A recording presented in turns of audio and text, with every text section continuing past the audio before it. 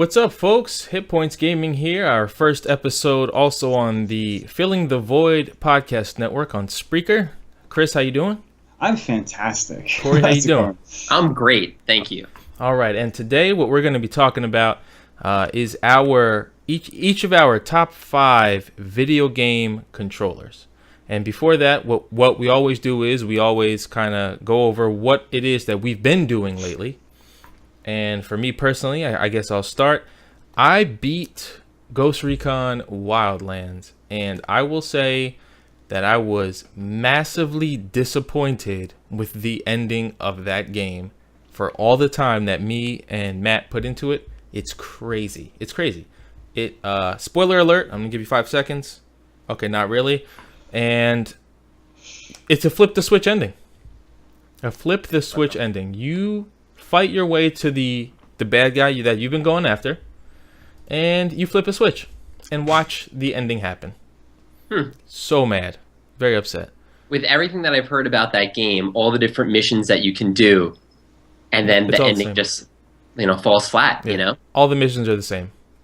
It is the first area in the game, you do everything that you will probably be doing for the rest of the game. Wow. And what ends up happening is you get stronger, right?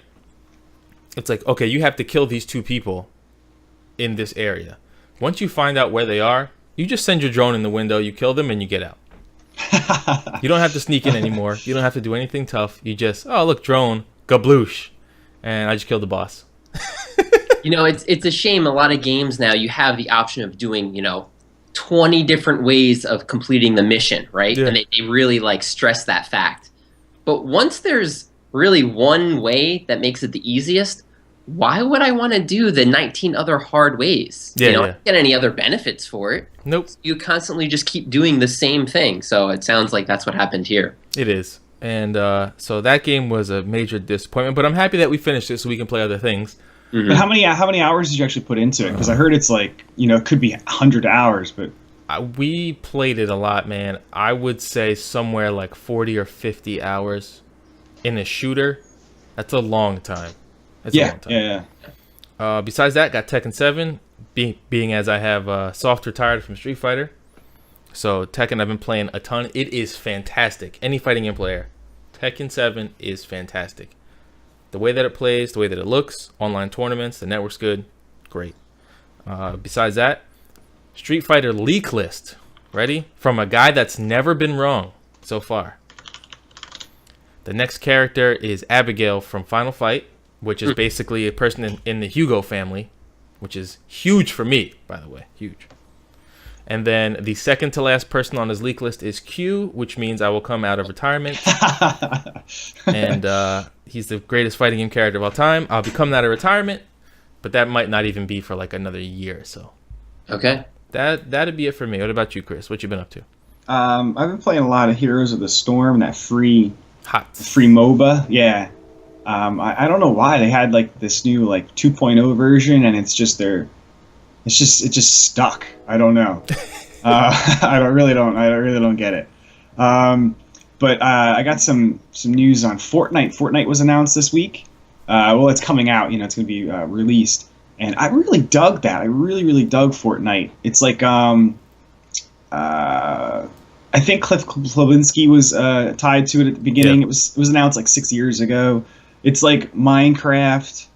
You build a base, and then you have your third-person adventure game where you're trying to run around and collect things, and then you're coming in. Okay, let's start the wave. And there's just waves of zombies coming at you, and you're shooting them. So now you have a third-person shooter. So you have building, you're collecting, you're shooting.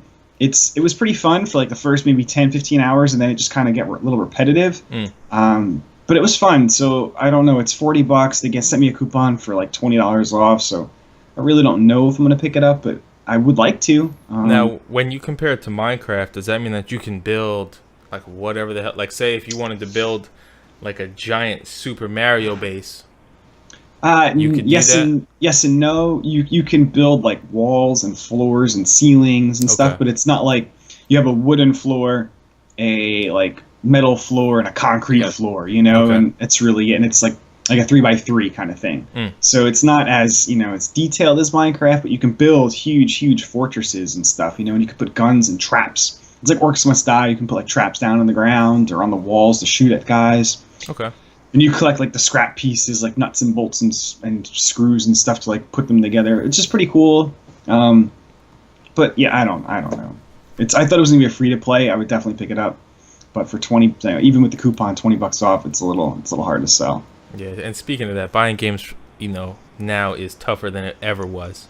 Yeah. Tougher than it ever was, especially with the way that the market is for downloadable content. Like you have, like right now for me, like there's probably been worse, but Injustice 2 is the biggest offender. You have the nerve to say that $60 gets you the full game, and then $100 gets you 9 more characters. Like, what is the full game? Like, what? What is it? Yeah. That's the problem. And in that genre specifically, if you were gonna get skins, 9 different skins, who cares? But 9 different characters in a fighting game. Like, imagine if you had Marvel's Capcom 2, but you were missing 20 characters. And you know what I mean? Like, no.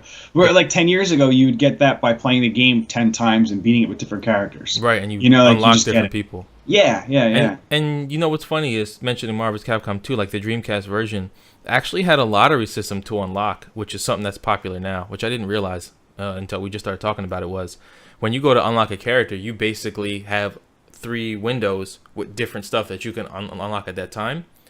And you'd have to refresh it to try to get the guy that you want over and over and over. And the more you play, and like different people would pop up. So I find it's weird that it was a lottery system back then. That's something that I hate now, which I blame mobile games on, is the whole I'm gonna buy a pack and hopefully get the guy that I want. You know what I mean? That's the whole point. I want to get more money from you. It's the word. No, but even if it's free, even if it's free, even if I'm earning in-game currency like through a grind, I cannot stand the random pack. Randomness. Yeah. That's it for me. Over to Corey, see what he's up to. All right, so I finally finished Horizon, about 60 hours in, got the platinum. Great game. Definitely recommend it. Okay, moving on. I picked up Persona 5, so that's going to be my next big endeavor that I will tackle. Very big endeavor. Yes, I started playing League of Legends, so I think that's going to hinder me a little bit, Oh, man. I got back to it. Back to it. Wow.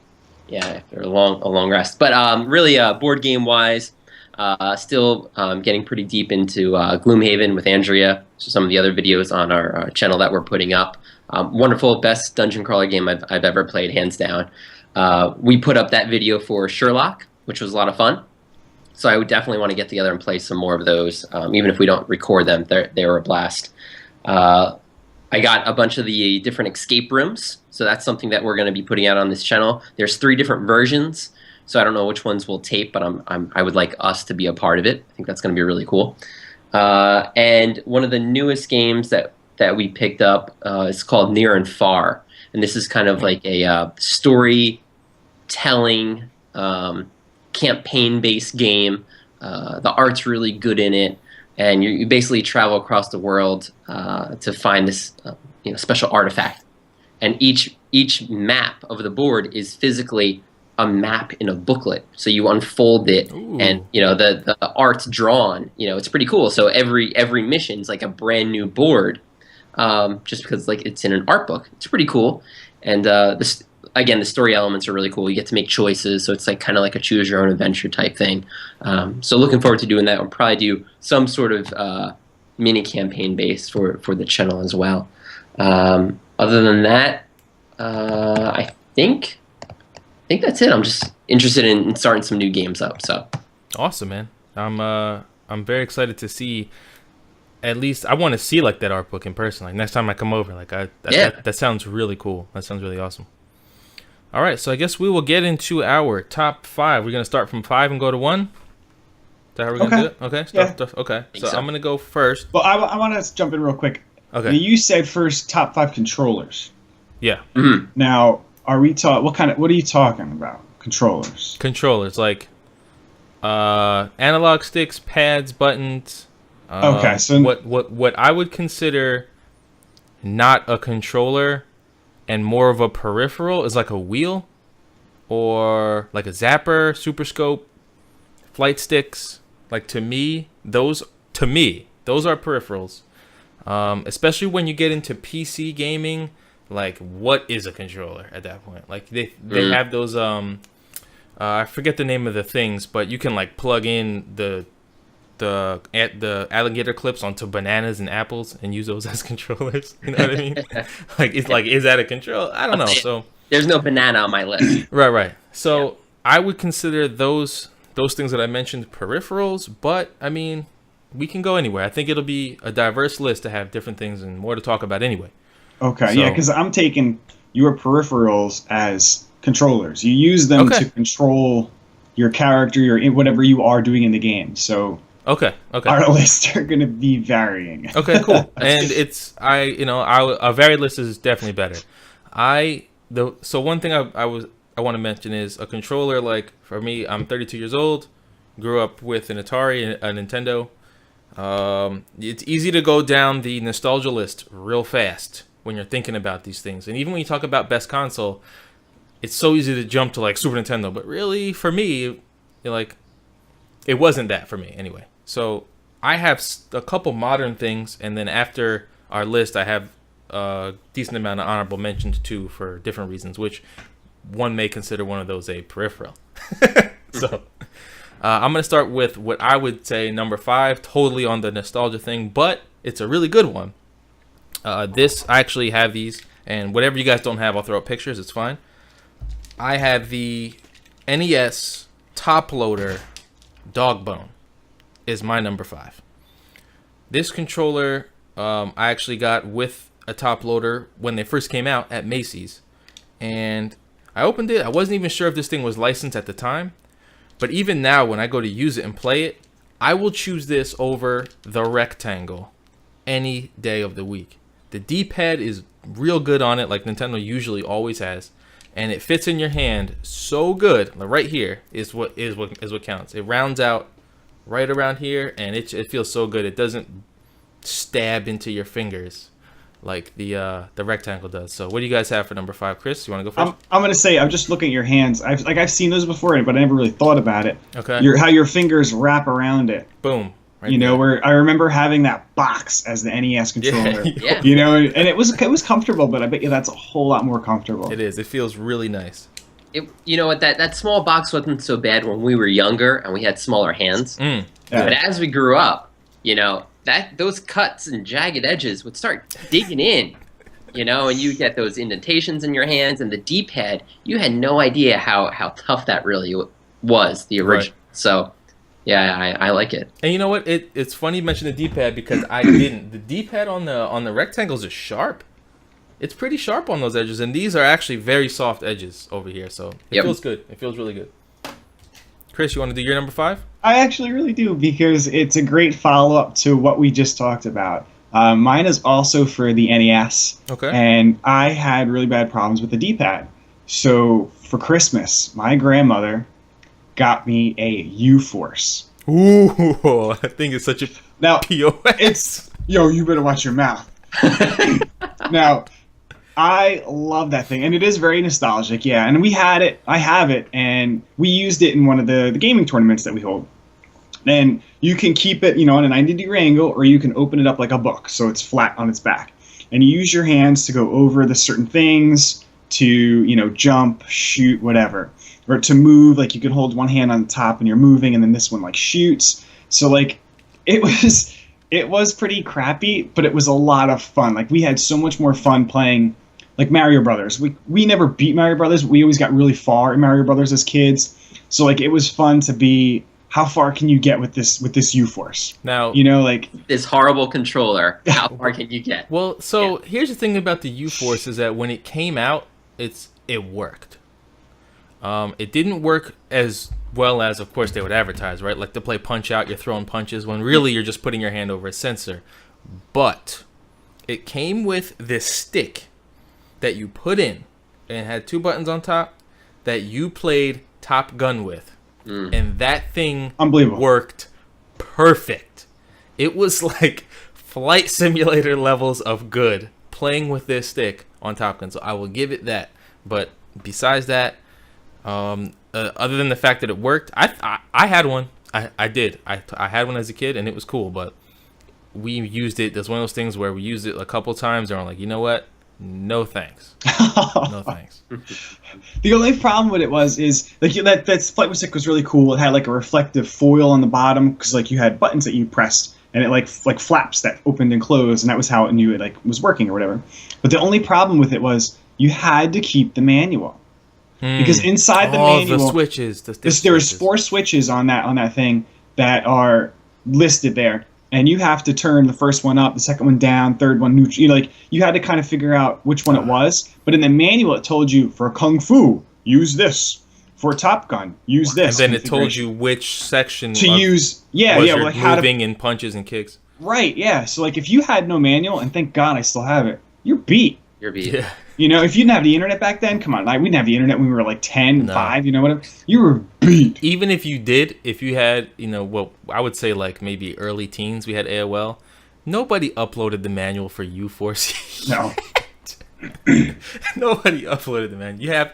You'd have to go into like, you know, an adults only chat room and say, hey, does anybody have the U4C? Like, do you have the manual? Dangerous. Would never happened. That was its only downside. Otherwise, it was really fun. I really enjoyed it. It was cool, but it's very nostalgic. But not having the manual destroys that controller. Okay, and that is in my book what I would consider definitely a peripheral, but it's actually more of a controller than other things are. Okay. That's true. Than like a gun. You know what I mean? So yeah, I don't know. It's interesting. It's interesting. Corey, what do you got for number 5? All right, so let's start off by saying I built mine really on like innovation. I don't think I have any peripherals on here. I do not have VR controllers on here because I think that is a good list to do, and I don't own a virtual reality system, and I know you do, Doug, so I'm sure that might show up on the list. But something else that I don't have controllers that are super innovative, but then have failed as a system. So let's take, for instance, like the Wii controller. Awesome. Really, really innovative, but I don't think it was supported that well. You know, I can't think of, I don't know. That's on there. Like the Switch. The Switch just came out. Really great controller, but we'll see what Nintendo eventually does with it. So that out of the way. My number 5, I'm following the system with you guys, NES, but the NES Advantage. Okay, the arcade stick. The arcade stick. Okay, for a few reasons. One, I don't have to hold this small rectangle. I can set it down like on the floor or on my lap, but it has the turbo button option and the slow-mo option with certain games, which was, I don't know why you would ever use it, but it was cool that it was on there. So it had those really big, buttons, the AB buttons, and then the giant joystick, which was cool. Now, slow-mo, that didn't slow the game down. It constantly paused and unpaused the game that you were playing. How great is that? I did not know that was on there. I did not know that. It constantly just keeps pressing the start button when you turn slow mode on. But it was cool. That is so stupid. But games like Jaws, and you have the turbo button. Right. Yeah. So that's my number 5. Sticking with the NES. It's interesting that you mentioned that it's an arcade stick because I am a massive arcade stick player, and I will play with my arcade stick for any game that I can. I actually have. It's going to be one of my honorable mentions. I have an arcade stick, but to have an arcade stick, back then on Nintendo, especially for adults, because adults more so played games in the arcade, and I didn't appreciate the advantage at the time. I didn't care, although I frequented the arcade as a kid. Adults who really was in there, like playing Pac-Man and stuff, and games like Donkey Kong. Like, imagine now being at home and playing Donkey Kong, which you've been playing in the arcade for years, with an arcade controller. It's a completely different feeling. You know what I mean? Like if I'm playing Galaga on Xbox Live Arcade with my arcade stick versus a controller, it's a different feeling, man. It just feels more authentic. So Agreed. I'm gonna go into number 4. Oh no, Corey, you start number 4. Oh wait, Chris, you're gonna start number 4. We'll keep okay. the same. Okay, we'll go circle. Yeah. Okay, so I'm gonna do number 4. Lots of disagreements here, I think, but this is actually for my favorite console, Sega Dreamcast. this is on the innovation route, and the one thing I love about the Dreamcast, which everybody already knows, right? Like, you know why the Dreamcast controller is the greatest thing of all time. It's this guy right here. So the Dreamcast has its memory unit, which constantly ran out of batteries, and I'll explain why, is a game. It's a controller, right? There it is. Now, you don't play Dreamcast games with it, but for games like Power Stone had a mode on there where you can earn money and buy different items that would come out into gameplay. Oops, sorry. That would come out into gameplay. You could buy different guns, swords, all types of stuff, right? So now you could earn money on the go with this device and play mini games. They had a slot machine. They had a game that played like River Raid, which is like a vertical scrolling shooter, and they had one other one too. But you played games, and I think in the Sonic game you actually use this like a Tamagotchi, right? Yeah, exactly. So here I am now. I have my memory unit, and I'm earning money for this game on the go. And when I come home, I put it in, and I can buy new items and stuff. That to me was crazy. Mm-hmm. And if for what it is, this thing right here, it actually doesn't feel terrible. It doesn't feel terrible. The buttons are soft, like rubber buttons. They're not plastic. They kind of feel like what I would consider like a Tiger handheld. And the D-pad, you can hit the corners, and it's tiny. It's tiny. One other thing that I loved about it before I almost just destroyed it, you could actually have the memory card itself went in the controller. It went in the controller. Now, what options does that open up? Well, if you have 4 players and 4 different characters, you each have your own save, and you can do different things, you know. And each one has 2, which makes the controller very heavy if you have 2 of them in there. But I like a weighty controller anyway. Having the D-pad and the analog on the same side sucks, without a doubt. It does. So that basically limits you to using one or the other per game. The analog's not bad. The D-pad is phenomenal. The reason why is because they actually did pay Nintendo to have a cross. Oh, really? Yeah. They had to pay Nintendo for that, to do that. Wow. And then the analog sticks on here. The triggers were analog, and nothing had that back then. So, as a example, on NBA 2K, when you took a free throw, it had 2 arrows, and you had to match them up in the middle. And the way you did that was you had to slowly press in the analog sticks until they matched. And if you went too far, they would cross. You know what I mean? Right. So to have that back then, I thought was really great too, and that is why I think the Dreamcast controller is my number 4. Chris? Okay. Mine again is another really nostalgic controller. It used the NES controller and your body for the controls. I never owned it, but my cousin did. Again, our grandmother. No, not even the Power Glove. That thing is a piece of garbage. We all know this. It was the coolest stuff. It looks very cool. I would wear a Power Glove every day. Right? If they had a lefty Power Glove, I would wear both. No, it was another thing, like, you know, our grandmother, you know, video games are really new, so what do we get the kids?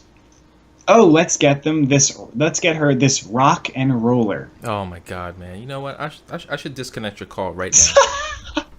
Yo, it was so much fun. The rock and roller for NES. You stood on it. It was like, because back then they had that, I think it was like a satellite ball or something, or the Saturn ball. It was like a ball that had a disc around it that you stood on, and you would like hop around on it. Yeah, it was like a single moon shoe type of bouncy thing. Yeah, I could never. You know what? Maybe that's why I didn't like the rock and roller, because I couldn't bounce on it. Maybe, yeah. So it was like, I think it was kind of playing off of that. I think it was around the same time, but it was like, you know, had that ball on the bottom. It wasn't a ball. It was hard plastic. I don't know how we didn't break it as kids. And you stood on it, and it did have a weight limit that was like, I think 120 pounds or something. You know, it was like, if you were a real kid, you really couldn't stand on it. And you moved your body left and right to control like how you wanted to play. And you used the controller to, like, you know, if you were playing like Paperboy or something, to like throw or to punch or to move, you know, or to jump if you're Mario. But I just remember having a really good time as a kid, standing on it, and it was fun to practice your balance, and it worked really well. Like when we first got it, it was amazing. Like we were playing Super Mario Brothers 3 like really, really well. Like we weren't having problems with it. And then it did start to break, and I don't know if it was because it was made of plastic that it didn't have. It was plastic, so it just wasn't hard enough to hold us. I guess it started to crack, and maybe it was kind of losing its thing. But it was, and it's kind of innovative. Like that's why I kind of put it on the list as well, because I wanted to put some innovation into it, and it was pretty cool. Like we had the Wii controller, that you moved around and stuff. But back then you had something. I guess it used gyros. I should have really researched that. I guess. I would definitely put that if you're gonna like. Innovation is the Wii Balance Board, right? Right. Yeah. It's basically the same thing, but was a lot crappier. And I could definitely see it breaking because even just the momentum of teetering it, like it's gonna like I'm surprised it wouldn't just snap. Yeah. You know what I mean? Yeah, I mean it was curved on the bottom. It was designed well, but they shouldn't have used plastic. Yeah. But it was pretty cool, and like I said, I put it on this because it was kind of innovative at the time. To not just use your controller, they were just trying to fish for different crap to put out there for kids to buy, Mm-hmm. But we had a really good time with it. And I thought it was pretty cool. That brings up a good point, though, Chris. Going back and really listening to you with all these controllers, Nintendo, in the NES days, they were already thinking ahead, right? Way ahead. All Way these ahead. ways to play video game consoles. But then after that, I think after the NES, they kind of stopped making those types of controllers until the Wii finally came back out. So well, they had. I happened. mean, they made a couple peripherals. I mean, like they kept up with the Advantage for Super. You know what I mean? But They- motion type controllers. Yeah, motion, no, definitely. That was pretty. I don't know. They might have changed direction, and then they came back in with the Wii. So you could see already back in the early days they were already thinking ahead. And they had like dumb stuff too, like the activator. You know what the activator is? That like you stood in like a ring for Sega. Oh yeah, and you had like move your hands. It didn't work how they wanted it to at all. It's basically like a giant U-force for your body. That's how it worked. Yeah. Then they had the interactor, which they're actually they're redoing those for VR stuff. They're making things that you put on your chest that goes through the subwoofer, the low bass channels, and vibrates you while you play, which is I've seen this. Yeah. no, for me, no thanks. No thanks. Unless I feel like my arm got blown off when I got shot in the arm. Boosh. Yeah. So I'm just not I down had one that. for a day and I returned it because it didn't do what I wanted it to. Yeah. Corey, what's your number 4? So my number 4, moving up a generation, is the SNES controller. Okay. For a few reasons. Of course, it had the curves. I liked it. It felt more comfortable. It introduced the L and R buttons. And it also had just the number of buttons on this controller is really what did it for me. Right. It went from 2 to 4. Sega only had 3, right? 4 in the main 6, side. man. Shoulders or buttons? Well, yes. Yeah, it had 4 in the front and then 2 on the top. So 6 buttons, it really allowed you to just do more in a game. Yeah. And even there were certain games that buttons, let's just say that X button didn't do anything for. Right. So they had way more options than what was needed, but it was great when you came upon a game that used everything. And even like fighting games, like Street Fighter. You had 6 buttons. You could do your light, medium, and heavy. Sega, you couldn't. Unless you had the Sega specific one, with the 6 buttons. So I think that's just, simply it's just the number of options that you could have in a controller, and it just felt better. As we grew up, it kind of got bigger with our hands again. Mm-hmm. The Nintendo felt like it was a system that like grew with us and kept developing controller-wise. So yeah. Now it's funny, like it had the curve. Clearly, this is modeled. This came out way after SNES, but it's modeled after it, right? Like it's the same exact shape. It's just the top isn't flat because there's no shoulders. Right. The SNES pad, I will say, is definitely one of the most comfortable as far as retro pads. One thing that I like design-wise is that the A and B buttons are convex, and then X and Y are concave. So you can feel them.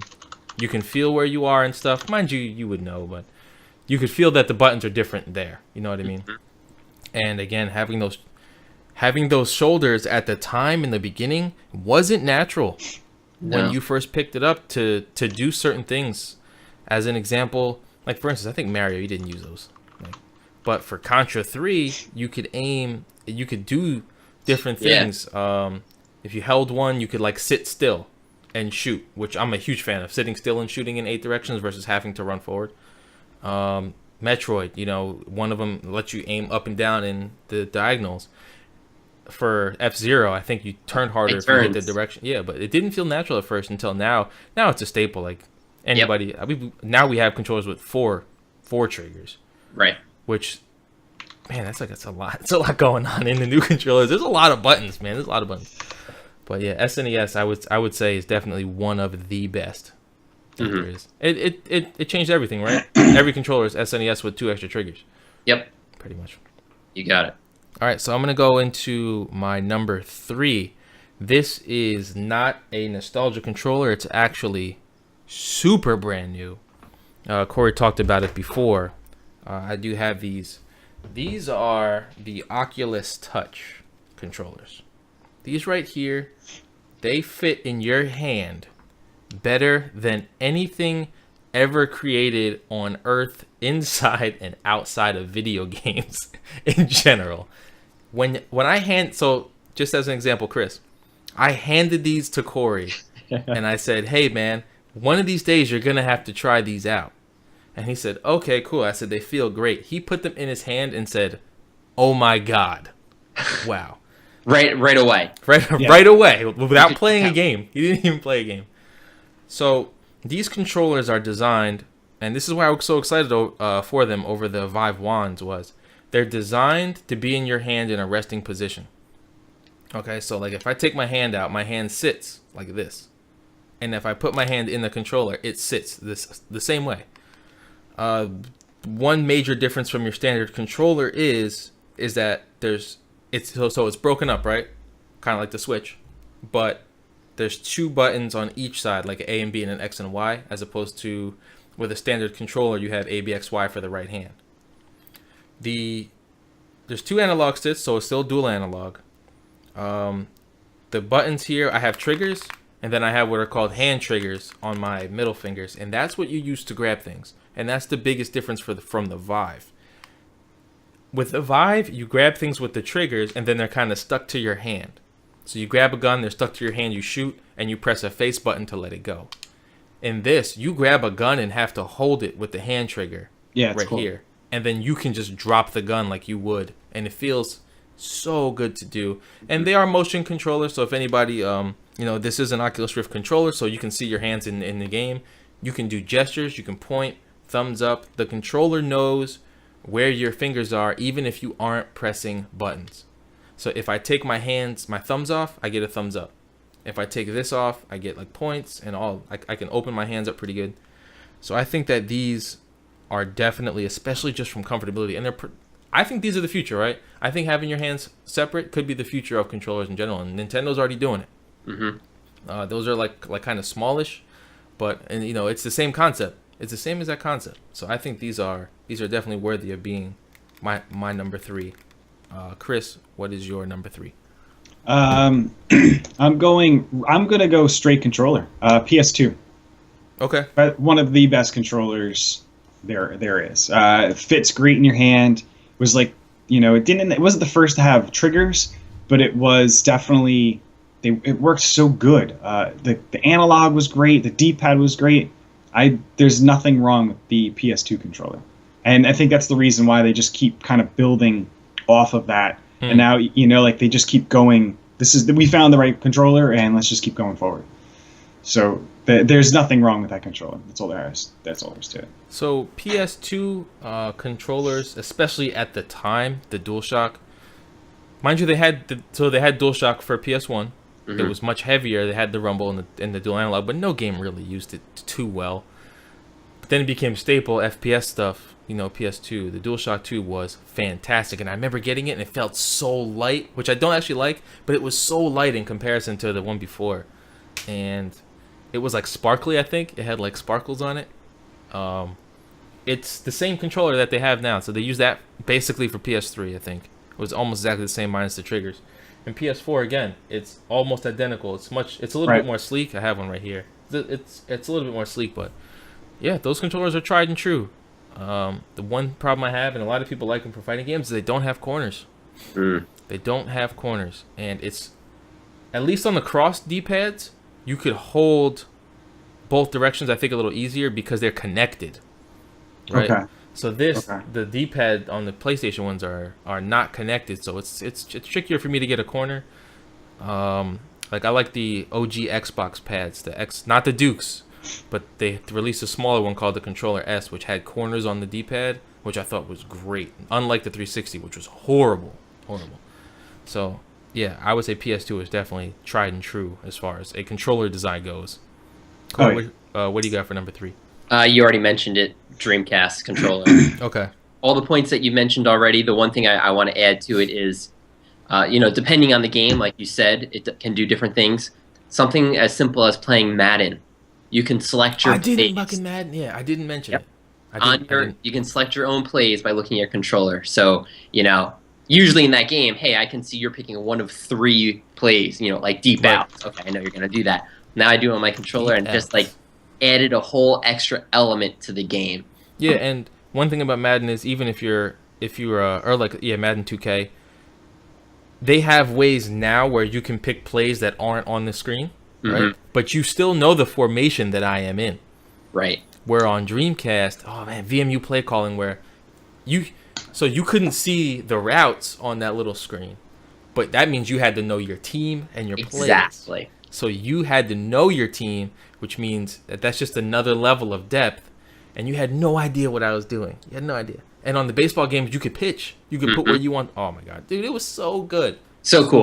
It was so good. And no game since then has had that. And I guess they just kind of rendered it obsolete. Like, we don't need You know what? And we don't need it. It's a shame, like, going back with, like the Wii. Like the gamepad. Or Wii U, yeah. With the Wii U, or what was it, like using the GBA, like with the link cords, you could have your own personal screen.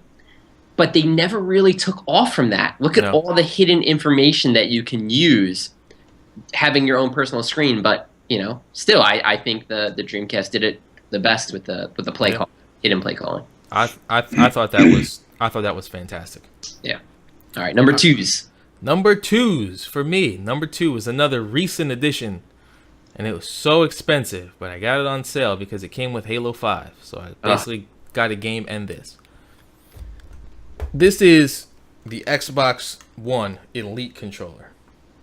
This thing is the mother of all controllers, as far as I'm concerned. It's not my number 1. It isn't. For design purposes, but this thing is heavy.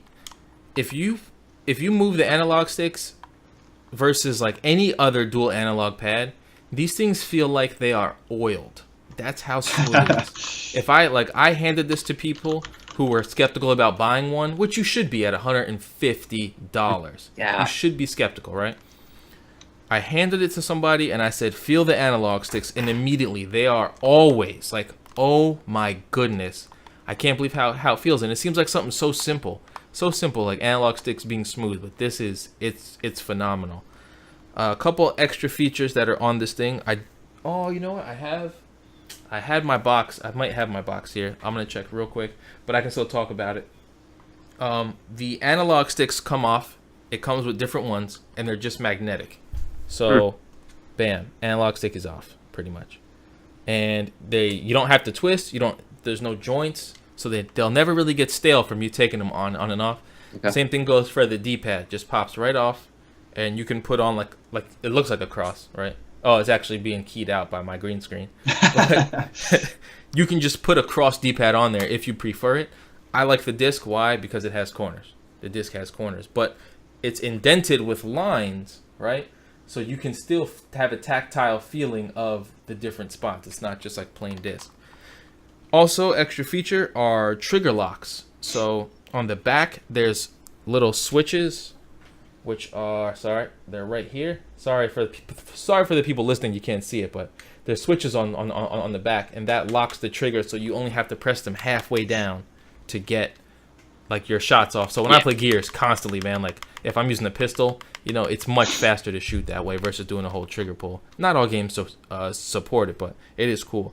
And then the last feature is the paddles. So they're keyed out because of the green screen, but there's spots to put these little paddles, which I've been using really only for For Honor. And they go on the back, and there's your paddles. So you have 4 extra paddles. Now, these aren't extra buttons, but you map them to different things on the controller that you already have. So, for instance, For Honor, you play in the game with dual analog. Left stick is to move around. Right stick is to guard in certain positions, right? To do a guard break, you have to then take your thumb off and press X. Mm-hmm. I have X bound to the paddle. So I no longer have to take my thumb off my right stick to guard break, and Halo to like dash. So now I can run, jump, and shoot without having to take my hand off, press the A button. So I think that's the best part of a controller. Yeah, it's cool, and they are. If you have like all 4 paddles on and you don't use them, they are extremely intrusive to the game because you'll click them by mistake all the time. But to have them on one side for 2 specific uses is really, really good. So this is definitely my number 2. It really should be my number 1. I use it for everything. I use it for consoles, PC. I have a converter to use it on PS4 when I can. I only don't when I play online because there's no mic support for it. But for the most part, this thing is fantastic. Nice. Chris, what's your number 2? Now, I've never used that controller, but I have to kind of agree that everyone says it is amazing. Like I've had it in my hand. It feels really, really well. It feels really good, It's just really expensive. But I guess you pay for what you get, Yeah. And if it's your main hobby, like my main hobby is gaming, right? So why not have the luxury of something really nice? Yeah. So it's just like buying an expensive guitar or, an expensive piece of equipment for something else that you might do. Yeah, good point. Yeah. All right, Chris, what's your number 2? My number 2 is something that I bought when I had a PS2, but it was also used for the SNES and the Sega Saturn, which I never owned a Saturn. I'm pretty upset I never did. It was an arcade fight stick, but it had all of the buttons. It had enough buttons for everything. It was the Psychopad KO. The Psychopad KO. Okay. Now I bought it for the PlayStation because I wanted a fight stick for the PlayStation because I was really into Tekken and just a bunch of other games on there. So you have your 4 buttons for your face buttons, and you had 4 extra buttons for your your triggers, and then you had programmable macro buttons up top. Wow. Now, if you've played Tekken, you've played King, you know that King has like a link of moves that you can just, a bunch of moves that you can link together. Right. Well, the Psychopad, you just pressed 1 button. And you were a chump. And you destroyed everyone. I kick you out of my house. No, you sit there and you go crazy, but you're just holding that 1 button up top, and you hit some other buttons. And you're like, oh man, you're so good. Man, I messed Kev up, our friend Kevin up. So many times because of this controller. It was so amazing. I would be so upset if I found out that was the case. Yeah, right. See, but I would be, me being the fighting game player, I would be the guy like, yo, you're not beating me anyway. You know what I mean? And that would be my pride. Like, I'm going to beat you, even if it was once. Like, yo, you had this thing that allowed you to do chain grapples with King, and I still won. that means you're garbage. Oh, yeah. So I can't wait to put a picture up of that Psychopad KO. I'm very excited. It had auto fire for each button, so you could toggle auto fire on and off. You can adjust the speed. So like if you wanted auto fire, you can have just have it 1 or 1. Okay. You had it was able to like flip the controller too. So if you were, it was really smart. It was a really good controller for like fighting games. If you were a macroing. So if you're on the 1-player side, you're on the left, and your macros are all set up, hit forward and A or whatever, and then you switch to this 2-player side, you can hit the flip button. Wow. So that's impressive. It knew to turn, hitting right. It knew to turn to the left now because you were on the other side of the screen. Wow. Like, it was really, really smart. That's impressive. And it worked for, like I said, it worked for PlayStation 2. It worked for PlayStation. It worked for Sega, Saturn, and Super Nintendo. So I still had a Super Nintendo, so I was still able to use it for that, but not really that much. Right. So did it come with different plug adapters? Yeah, the controller itself just was like, the big pad, and then it had 3 different plugs that you could plug into the back of it, the plug-in. So it was really cool. You had to keep all 3 of them, and that wasn't that bad, I guess. But yeah. But you had, it was 4-3 systems, so it kind of justified. I don't remember how much it was. I remember it being expensive, but not like super expensive. Yeah.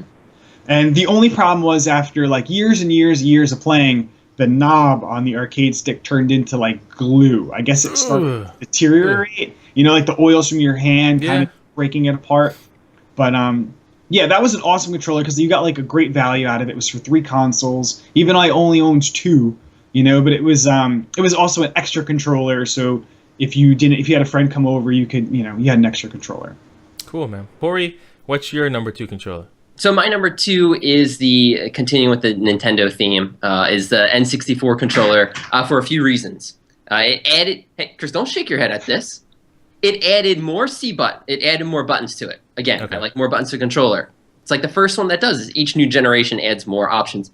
Like you said, Doug, compared to today, you know, this is where the same. Right, this is where it started. So you had the C buttons plus the B and A. You had the really cool Z trigger at the bottom. It's a reverse controller that made it feel like you're actually like firing a gun. Right. It was pretty cool. But especially when you put the rumble pack on it. Exactly. Another thing I'm going to, a rumble pack feature. How great was that? Right? And then you've got the 3 prongs. Like a lot of skeptics when it first came out, how could you use this controller? Well, depending on what game you play, you hold it differently. Right.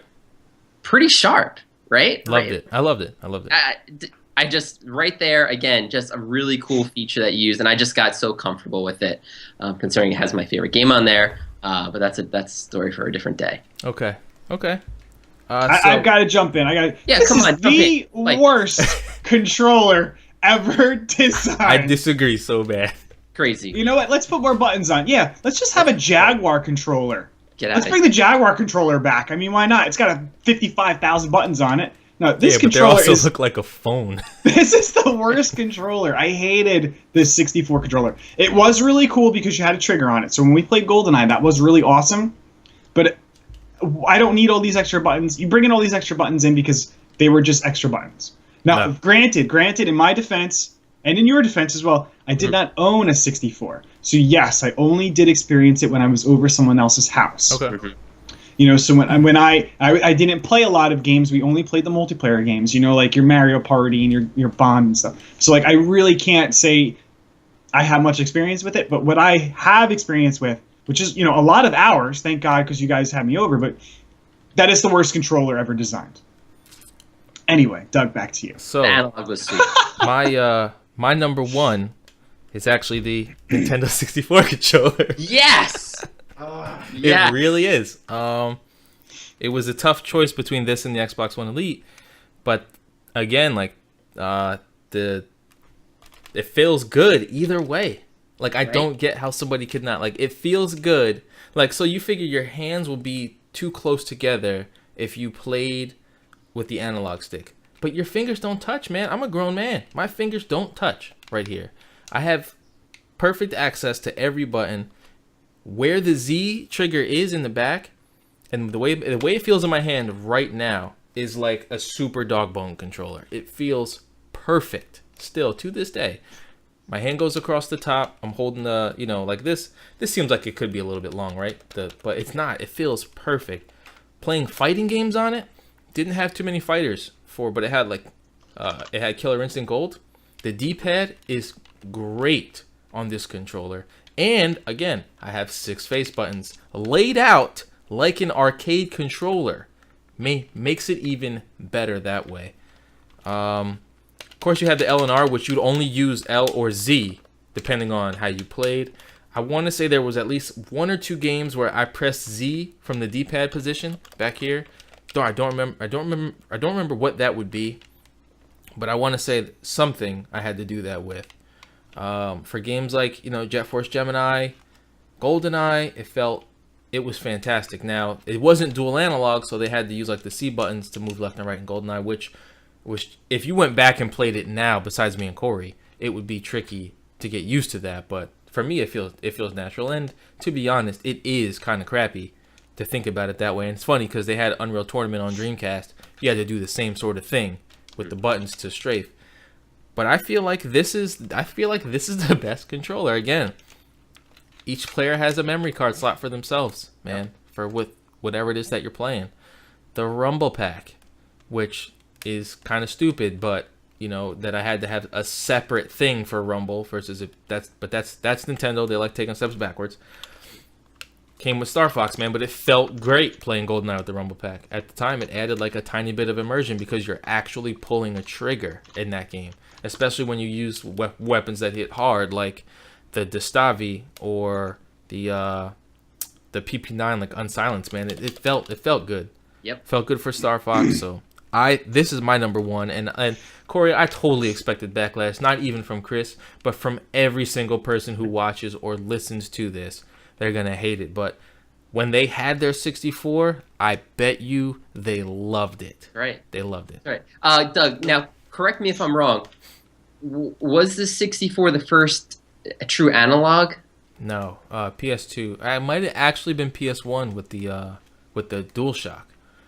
I know for PS1 for Metal Gear, the DualShock allowed you to travel an infinite amount of degrees around in a circle, like 360 degrees.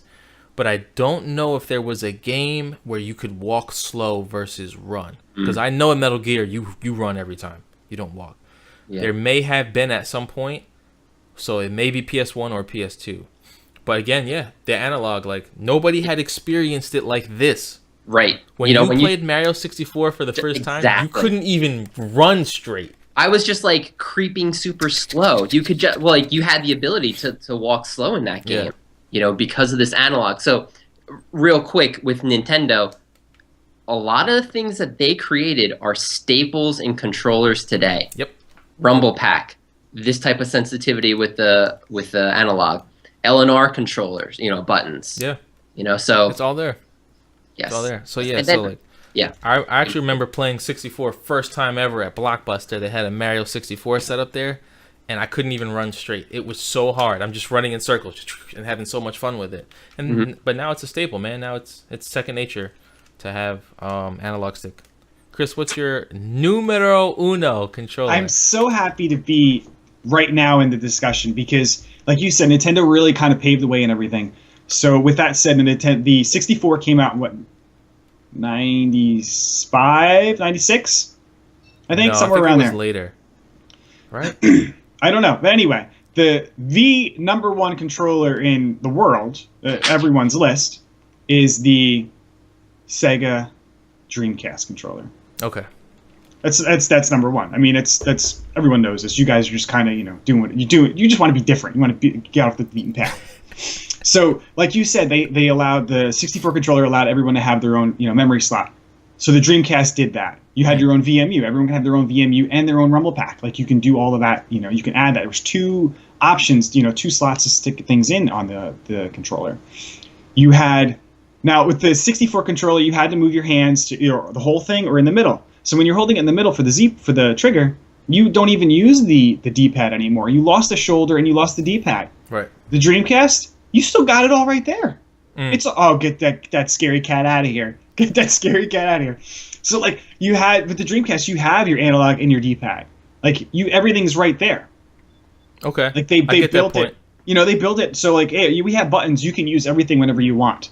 Whereas Nintendo was like, we don't want you to use those buttons anymore because there's no reason to use those buttons because we're so ahead of the game. We know what players need. But in 64, the thing about 664 is I've got more face buttons, man. I've got 2 extra face buttons to do things with. Mm-hmm.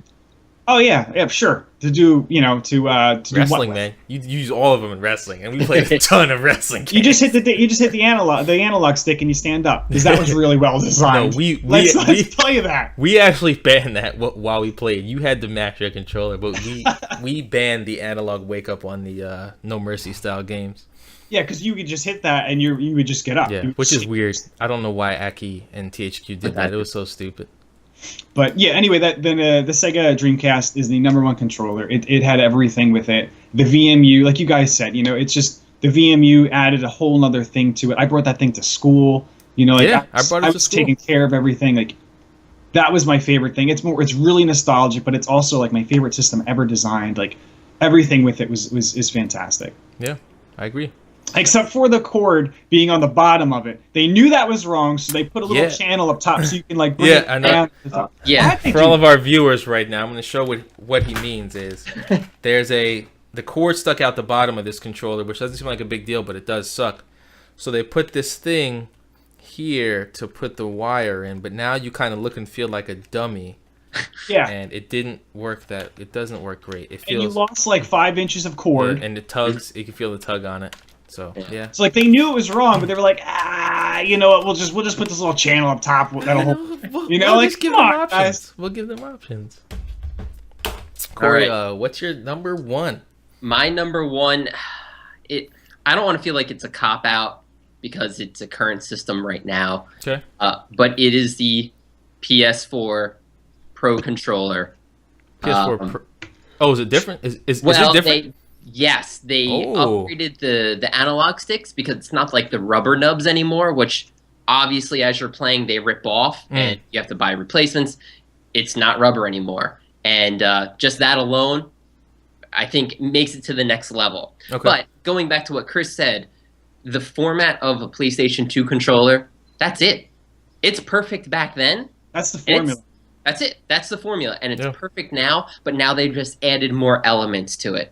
You know what I mean? Yeah. You've got, obviously, the better motion controller. You've got a light in it, so when I'm getting shot, it lights up red. It seems like a little gimmick, but it just adds to it. Yeah. It has the speaker inside, so, you know, when I'm getting, like, special messages, like, I think in Watch Dogs, you know, you would get a special message or like a text message. It comes through my controller rather than my TV. Which is interesting too. It's actually right here. I have one hand. There's a speaker right there.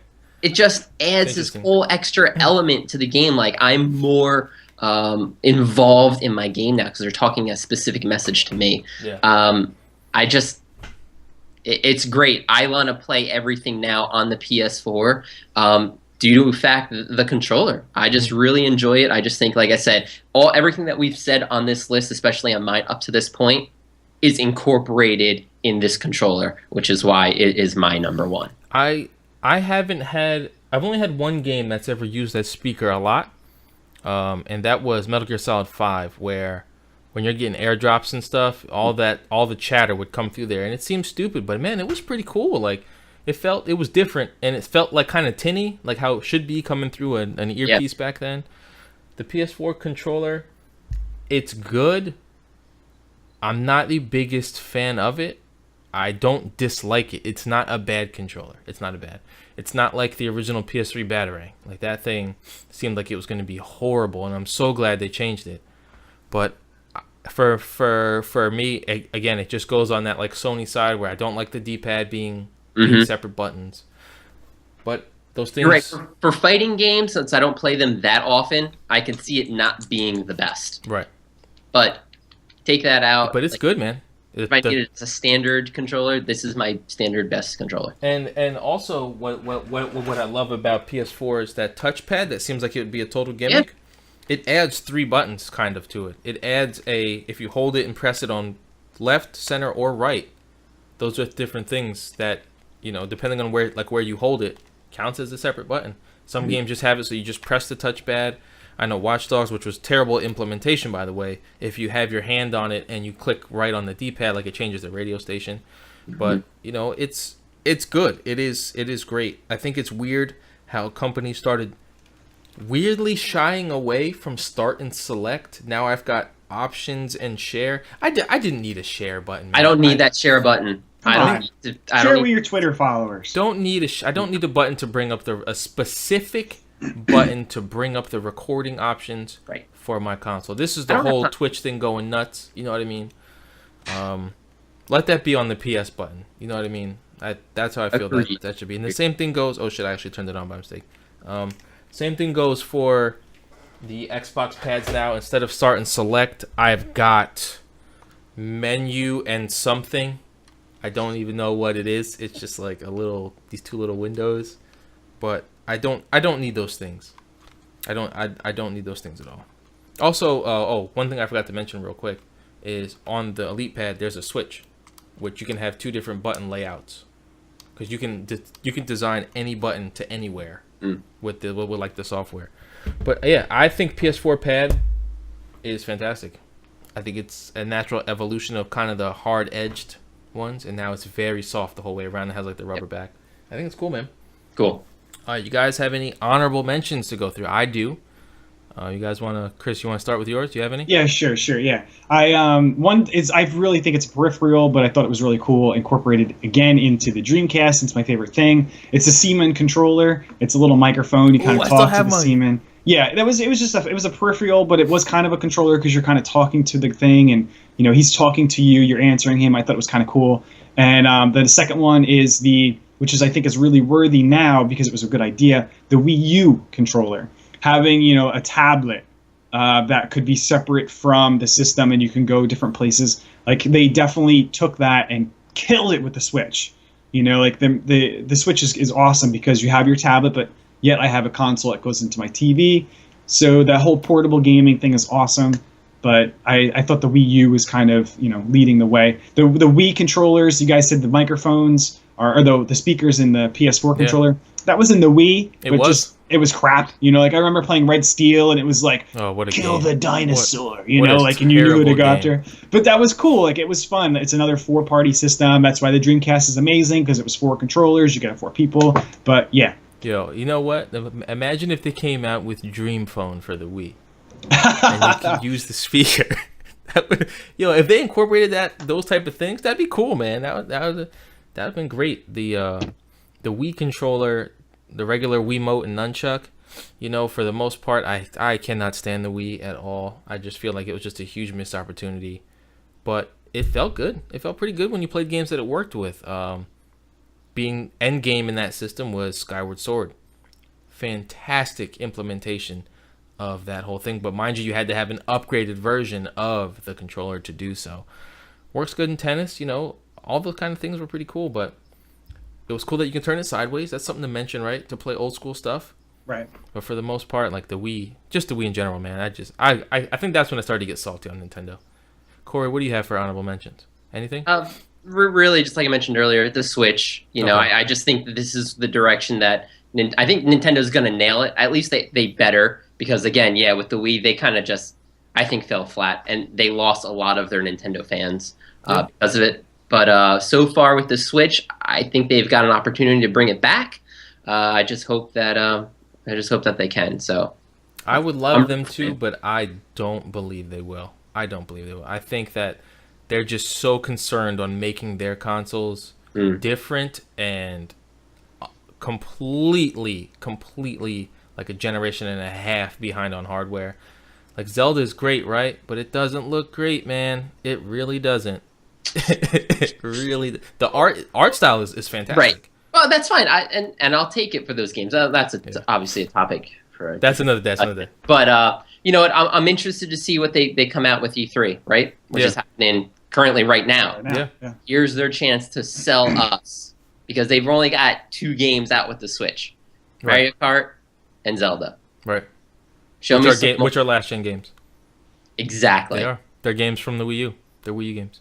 So let's sell us. So I've got a couple honorable mentions, even though I love to bash Nintendo right now.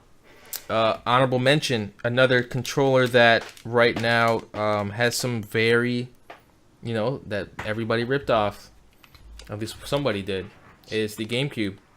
The Gamecube pad has the Dreamcast style analog triggers, right? It's only got one other shoulder button, which is really stupid. The Z button, it's really dumb.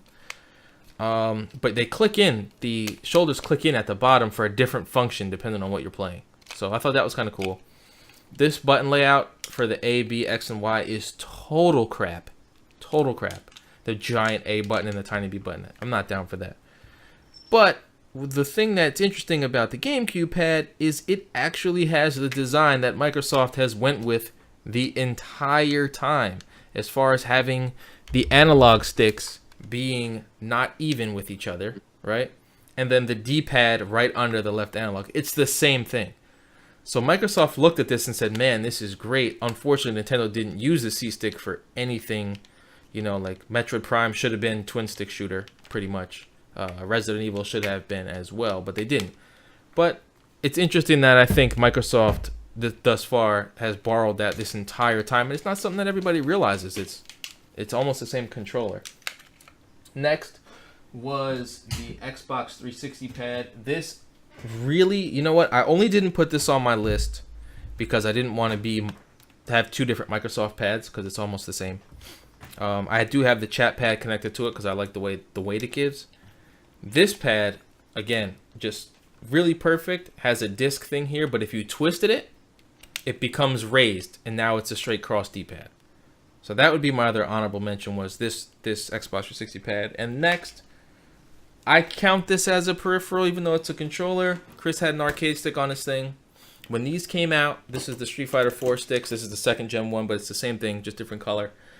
These used the parts from the Japanese arcade cabinets, which made it so good. You could breathe on these buttons, and they could go down. Everything is super good. This is modded. This is modded ridiculously. I can actually use this specific stick on like my Super Nintendo, my regular Nintendo, like every console I have. I sacrificed a controller to use it on. But those are my honorable mentions. That I wouldn't consider. I guess that one's kind of a peripheral, but that I would consider a regular controller. You guys have anything else you'd like to discuss today about these pads, Corey? I'm just looking forward to E3. Let's see some new pads come out. Yeah, I'm hoping E3 is awesome. E3 for me has totally kind of went down the wrong path because everything is marketing a lie. Mm-hmm. Everything is. I don't know if you guys remember, this is something to talk about another day, but the Xbox Live Marketplace was supposed to be something that you could create things and sell things on. You know what I mean? Yep. Never happened. Let's not talk about Project Natal and all that stuff. But yeah, man, I want to say thank you to everyone for listening to episode 4 of the Hit Points Gaming podcast. Make sure you check us out. YouTube.com/HitPointsGaming. You will find board game stuff there. As far as reviews, playthroughs, video games, all types of fun stuff with us three there and other people as well.